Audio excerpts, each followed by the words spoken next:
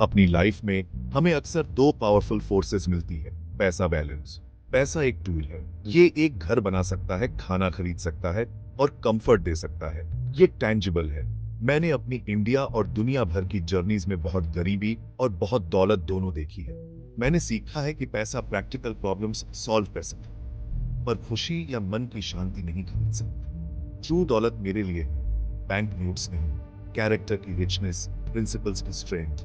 ये सिंपल पर गहरा सबक। वैल्यूज बड़े दर्द की रूट्स जैसे दिखाई नहीं देती, पर पूरा स्ट्रक्चर पकड़े रहते हैं।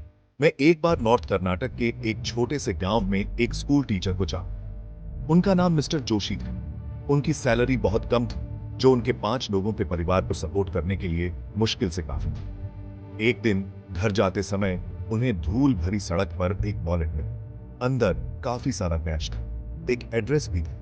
बिना एक पल की हिचकिचाहट के वह तेज धूप में 2 एक्स्ट्रा मील चल, ताकि वह वॉलेट उसके मालिक एक अमीर बिजनेसमैन को लौटा सके।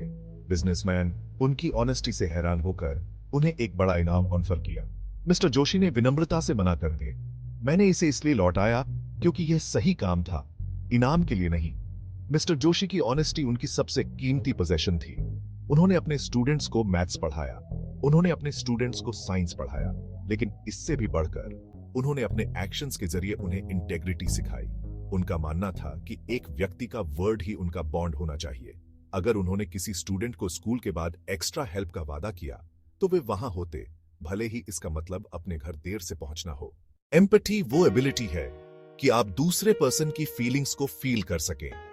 ये एक क्वालिटी है जिसकी मैं बहुत तारीफ करता हूं, और मैंने इसे लक्ष्मी नाम की एक महिला में देखा, जो एक कंपनी गेस्ट हाउस में कुक के तौर पर काम करती थी। लक्ष्मी पढ़ी लिखी नहीं थी, लेकिन उनके पास एक ऐसी विजडम थी जो कोई यूनिवर्सिटी नहीं सिखा सकती। वो ऐसी चीजें नोटिस करती थीं जो दूसरे मिस कर जाते थे। अगर कोई गेस्ट थका हुआ या अनवेल लगता था, तो वो चुपचाप उनके लिए एक सिंपल कंफर्टिंग मील, चावल का दलिया, एक लाइट सूप बनाती थी, बिना पूछे। वो कहती थी, बॉडी तब अच्छा फील करती है जब दिल को केयर महसूस होती है। एक दिन एक यंग एग्जीक्यूटिव अपने घर से दूर को एक फैमिली इमरजेंसी की खबर मिली। वो साफ तौर पर परेशान थे और खा नहीं पा रहे थे। जब दूसरे लोग दूर रहे, मैंने आपकी जर्नी के लिए कुछ खाना पैक किया है, आपको अपनी स्ट्रेंथ बनाए रखनी चाहिए। उस सिंपल एम्पैथेटिक जेस्चर का उस यंग मैन के लिए किसी भी कॉर्पोरेट सिंपैथी से ज्यादा मतलब था। ये प्योर ह्यूमन कनेक्शन का एक मोमेंट था। परसेवेरेंस वो हिम्मत है जब बाकी सब आपको रुकने के लिए कहें, तब भी कंटिन्यू करना। डॉक्टर एपीजे अब्दुल कलाम, बस उनका नाम लेते ही मेरे चेहरे पर मुस्कान आ जाती है। वो सिर्फ इंडिया के मिसाइल मैन या हमारे देश के प्रेसिडेंट नहीं थे, वो एक ऐसी रेयर स्पार्क थे जिन्होंने साइंस की पावर से लाखों दिलों को रोशन किया, और उससे भी इंपॉर्टेंट ऐसी वैल्यूज जो उनके लॉन्च किए किसी भी रॉकेट से ज्यादा ऊंची थीं। मैं आपको रामेश्वरम के एक छोटे शहर में ले चलता हूं, जहां एक लड़के ने, जो न्यूज़पेपर बेचता था, होराइजन से भी परे सपने देखने की हिम्मत की। कलाम सर का बचपन हम्बल था, लेकिन उनकी क्यूरोसिटी बाउंडलेस। उनका मानना था कि नॉलेज सिर्फ किताबों में पढ़ने के लिए नहीं, बल्कि एक्शन में जीने के लिए है।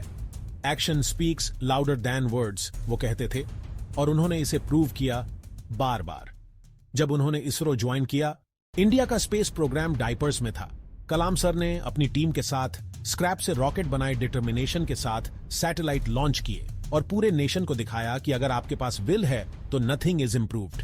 मुझे आज भी याद है वो दिन जब मैंने पढ़ा था कि उन्होंने उस टीम को लीड किया जिसने इंडिया को न्यूक्लियर पावर बनाया। उन्होंने प्राइड के साथ सेलिब्रेट नहीं किया, उन्होंने इसे साइंस को पीस, प्रोग्रेस और लोगों के लिए इस्तेमाल करने की रेस्पॉन्सिबिलिटी समझा। लेकिन डॉ कलाम का मैजिक ये है, उन्होंने कभी सक्सेस को अपने सिर पर चढ़ने नहीं दिया।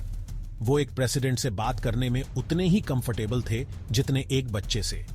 किसी भी स्टूडेंट से पूछो जो उनसे मिला था, और आपको सुनने को मिलेगा कि वो आपको सवाल पूछने, बड़ा सपना देखने और सबसे इंपॉर्टेंट करैक्टर बनाने के लिए कैसे एनकरेज करते थे।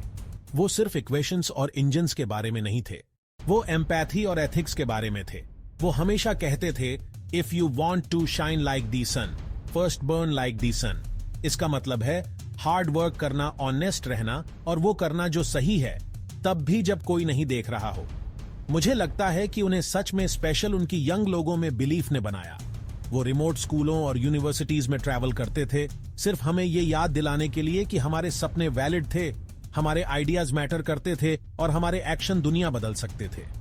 उन्होंने हमें सिखाया कि साइंस कोल्ड लॉजिक नहीं है, ये अच्छाई के लिए एक फोर्स है और इसे एक हार्ट चाहिए।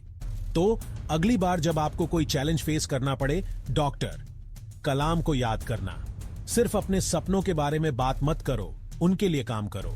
सिर्फ एक बेहतर दुनिया की विश मत करो, उसे बनाओ एक्शन बाय एक्शन, ठीक वैसे ही जैसे उन्होंने किया। क्योंकि आखिर में ये इस बारे में नहीं है कि आप क्या कहते हो, ये इस बारे में है कि आप क्या करते हो। और डॉक्टर कलाम ने हम सबको सबसे खूबसूरत तरीके से दिखाया कि एक्शन सच में वर्ड्स से ज्यादा लाउडली बोलता है।